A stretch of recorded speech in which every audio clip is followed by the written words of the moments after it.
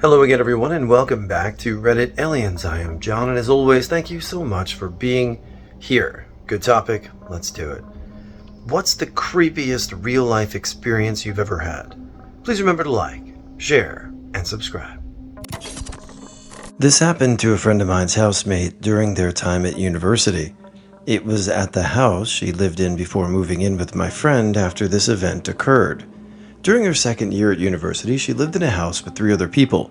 At Easter, everyone went back home to their parents for the Easter holidays. Her first night back after returning from the Easter break, she woke up in the morning to find some things moved about in her bedroom.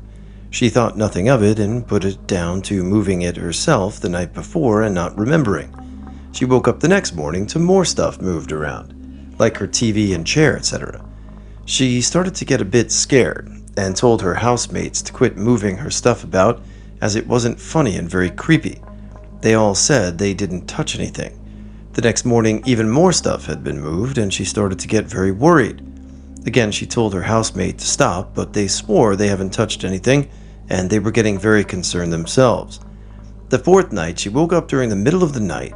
She looked over and in the darkness, she could see a figure sitting at her desk. She freaked the F out, ran out of the room, locked the door and called the police. The police turn up and they unlock the door. Sure enough, there's a guy there, probably early 20s, sitting at her desk, calm as anything. The police arrest him and take him away. A couple of days later, they find out that the guy was actually a mentally handicapped person who lived at a care home not far down the road.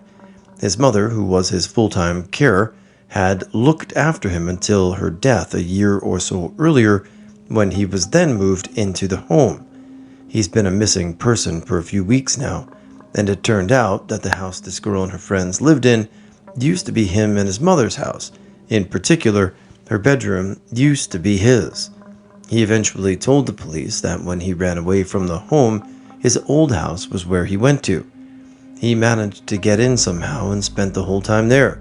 2.5 weeks, sleeping under the girl's bed. She came out at night while she slept to move her stuff, so it was like how he had it when it was his bedroom. It's safe to say that she moved straight out of there, and that's when she moved in with my friend.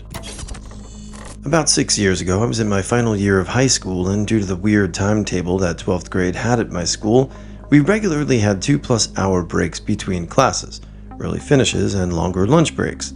My house was about a 20-minute walk from school, and I would usually just walk home either by myself or with a friend and chill until we had time to head back. My school was located on the outskirts of the city, and my house was a little bit further out. I lived on about 40 acres on a dirt road. Along the dirt road, I had been passing a really foul smell about 5 minutes away from my house. I couldn't tell where the smell was coming from, but it was definitely close to the road. I'd passed this smell about 4 times over roughly a week of school, but I figured it was a dead animal due to the area. After an exam, I was walking home with a friend and the smell was worse than ever. So, as you do, we decided to walk into the grass to search for whatever the smell was. We ended up finding a black garbage bag that was completely blown up like a balloon about 5 meters from the road. As a joke, I threw a rock at it and it popped and shot out this foul white goo, and immediately my friend and I started dry retching. We ran away as fast as we could, laughing and vomiting back home to my place. I didn't think anything of it, as I figured it was a cat or something that someone had dumped. I remember walking back from school the next week by myself, and there were mounted police on their horses walking down the road slowly. And near one of the entrances to my property, there was a dog squad with sniffer dogs walking around. I didn't take much notice of all the police and what they were doing, but literally, as soon as I got closer to the area where we had found the bag, I had a sinking feeling in my stomach and I thought, oh shit. The bag ended up being the body of a girl who had been murdered and was dumped along the fence line of my property. I still feel sick when I think about it. TLDR. I threw a rock at a garbage bag, which happened to have a rotting corpse in it.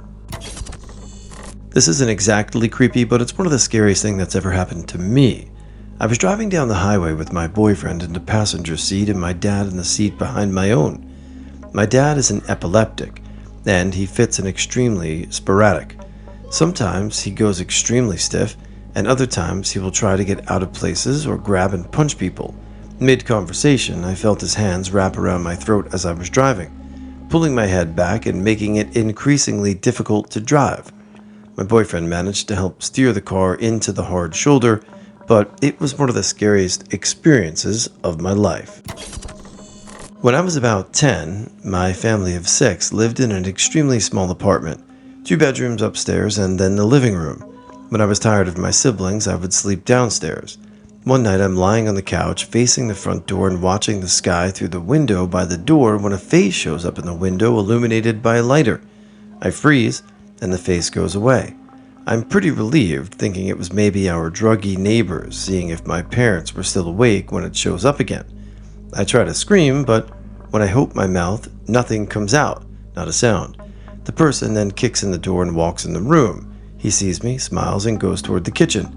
As he comes out of the kitchen with a knife, my dad makes it down the stairs and the guy books it out of there. I still can't sleep easily on couches to this day. DR, I'm pretty sure I was almost murdered by a random dude. I'm not sure if this counts as creepy or not, but I was walking through a ravine with my best friend when we were kids. We spent the summers up near Sagatuck, Michigan, and I would go out on my own all the time to hike through the rivers and ravines that were around the area. We had hiked for about an hour through shallow water and were looking for cool rocks and other things in the river. We came across a large black cord-looking thing and my friend picked it up. He immediately became frozen and had a very scary look on his face. I had no idea what was going on and was only in 5th grade, so I didn't know that he had picked up a high voltage wire and his body was locked in place. He couldn't move and couldn't do anything but just stand there with all the electricity flowing through his body. I almost grabbed the big wire to take it out of his hand, but something made me not do that. I picked up a big rock and threw it down on his hands to knock the huge wire onto the ground. This worked. He immediately came back to reality, but was obviously out of it. He sat down for a while, and finally we decided to walk back to our summer house. We never told anyone, but I realized that if I had gone to pick up that wire, we both would have been locked in place in that ravine, and I have no idea what would have happened. I have no idea why I stopped grabbing the wire from him, but I'm glad I was somehow smart enough to think about it before I did anything. When I was about 6, a car drove by my house while I was outside on a slip-and-slide with my next-door neighbor. The car slowed down when he got close to me, rolled down his window, and started talking to me, but he was talking kinda quietly, to the point where I couldn't make out what he was saying. So I walked closer, and he asked, "Don't you go to school down the street?" I said, "Oh yeah, why?" "Because my son had recognized you." I heard the car door unlock, and there was a man in his mid-30s sitting in the back seat. Right as the door started to open, I felt someone grab me by the collar of my shirt and yank me into their arms. It was my neighbor's mom. She dragged me all the way back to her house, and as soon as the driver saw her, he peeled off. When we got back to the house, she called the cops immediately. I didn't even realize how close I was to getting kidnapped until I saw my mom crying when she heard about what had happened. Not very many creepy things happened to me, so sorry if this story is a bit dull, but it did freak me out for a little at the time. A few years ago, when I was 14 or so, I was walking my dog, a hyper Chesapeake retriever mix, in a rural suburban area. It was a fairly quiet road. A car would breeze by once every 5 minutes or so. An old gray Toyota Corolla or some car like that passed by. Nothing unusual, but a minute later, this car passes again, and the car slows down a ton when it's coming toward me, giving me the impression this guy was checking me out.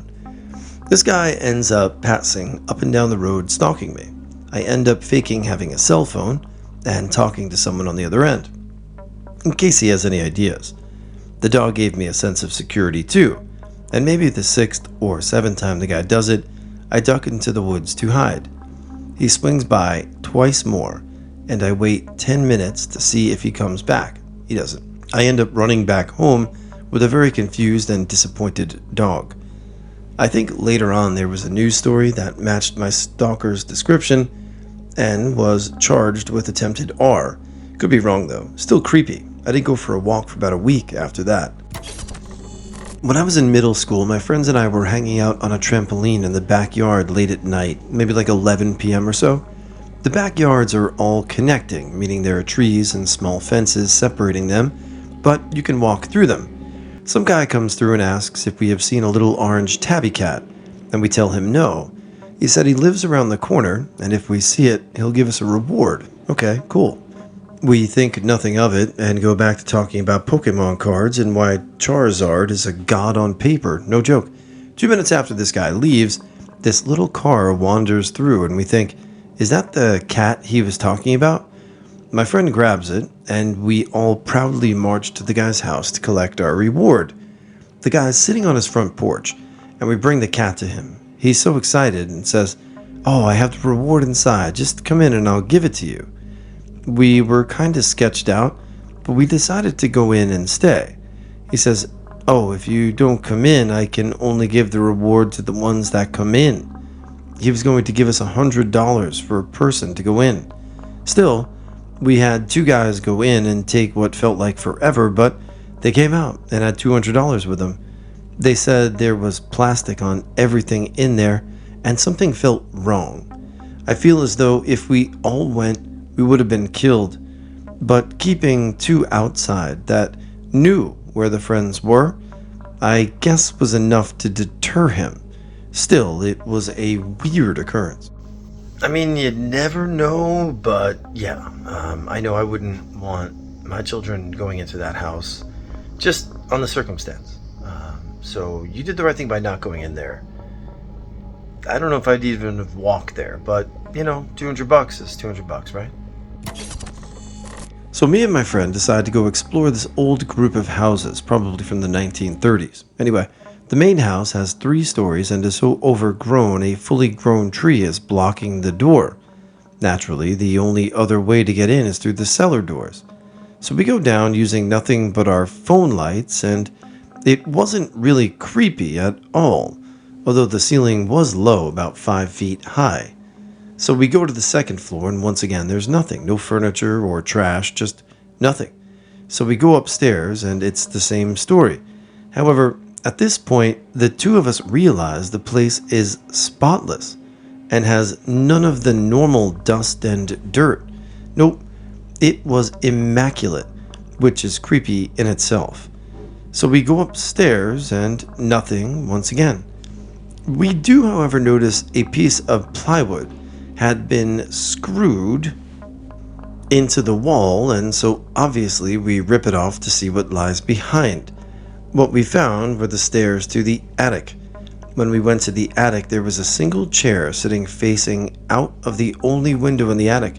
So I'm superstitious and am scared shitless, but my friend sits down in the fair and realizes that it's placed facing the roller rink across the highway. Pretty creepy. I have more stories about the other buildings on the property if you guys want to hear. Edit. Whoa, thanks guys for all the interest. Went to bed and woke up to this. Story number 1. So the other large buildings in the complex looked almost exactly the same as the first. When we went in, however, this time, creepy thing through the door, we found nothing but conveyor belts and hooks hanging everywhere. The creepy thing, it was once again spotless except for the rust developing on the chains of the hooks hanging above the conveyor belts. So, we go upstairs, and it is filled with red leather books entitled The Book of Knowledge. Another story behind how many this was particularly interested in, to me dealing with another abandoned house. We then went up into the attic, and once again there was another chair sitting up, but this time facing the steps we had just come up. The other thing was, it was surrounded by fox skulls. At that point, we are shitting ourselves and kind of figure maybe this was a once chicken farm, and then the farmer would or should fix trying to make his chickens and save the birth of his daughters. So we scramble down the stairs and figure we still have to check the basement. When we go down, there it is filled with toys. Many of the toys were outside type of toys, Tonka trucks and such. So odd, but not creepy.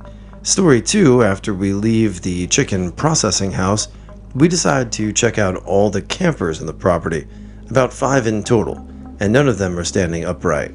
They're all leaning against trees, on their sides, or upside down. So we go into the first and largest one, about maybe 25 feet long, and it's filled with newspapers. My friend picked one up and realized it was dated 2013. This was the last year. And at that point, we noped the f*** out of there. We plan on going back this weekend, actually, so I may have new stories. I came home late from a friend's house in a really bad area of Los Angeles. I mean, these streets were gang infested, so I used to walk around with a hammer in my waist because I couldn't get a gun. An old station wagon with all the windows blocked out by aluminum foil pulls up, and an old man looks at me and uses his hand to beckon me to come to him. I showed him the hammer. He just keeps beckoning. I got the creeps and started running and cutting through the park, and he was already waiting for me. I had to jump a couple of other fences to lose him. He looked like an effing weirdo. Scariest shit.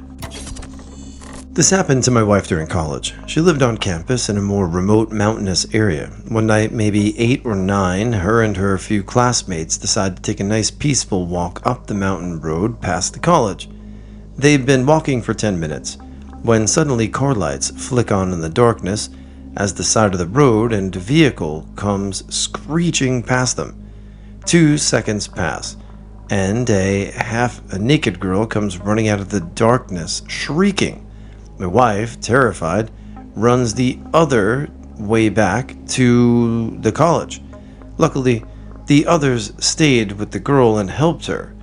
Seems she had just been abducted and AR'd and then dropped off in a remote area in the night. Grandpa's clock. My grandparents had a beautiful grandfather clock, proud and joy. Just gorgeous. When Grandpa died, the clock stopped. Various repairmen attempted to fix it, but it would always quit working again after a short time. So Grandma just quit having it fixed.